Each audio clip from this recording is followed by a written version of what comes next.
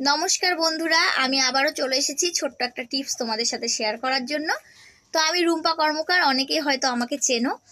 তো যাই হোক, আমি যেটা বলার জন্য আসলাম, এই গরমে অনেকে 2-3 বার করে স্নান করুক, সেটা কোনো ব্যাপার না। যদি শরীরে কোনো প্রবলেম না হয়, জ্বর সর্দি কাশি না হয়, তাহলে করুক, কিন্তু না করাটাই বেটার। যাই হোক, যদি কোনো সমস্যা না হয় তাহলে করুক। আমি আজকে যে কথাটা বলার জন্য আসলাম সেটা হচ্ছে, স্নান করার সময় বাচ্চা হোক বা বড় হোক, ডাইরেক্ট মাথায় কেউ জল দেবে না। ডাইরেক্ট মাথায় যদি জল দাও তাহলে অনেক ক্ষেত্রে জ্বর সর্দি কাশি হওয়ার সম্ভাবনাটা বেড়ে যায়। মানে বেড়ে যায় বলতে কি, হওয়ার চান্সেসটা বেশি থাকে। তো সেই কারণে বাচ্চা হোক বা বড় হোক, ফার্স্টে পা ধুয়ে, গা ধুয়ে, হাত ধুয়ে, তারপরে মাথায় জল দেবে। তাতে কোনো সমস্যা হবে না, শরীর ভালো থাকবে। আর পারলে একটু কম স্নান করো, গরম বলেই যে বেশি বেশি স্নান করতে হবে এমনটা নয়। আর যতটা পারবে আর কি, মানে চেষ্টা করবে কন্ট্রোল করার গরমটা।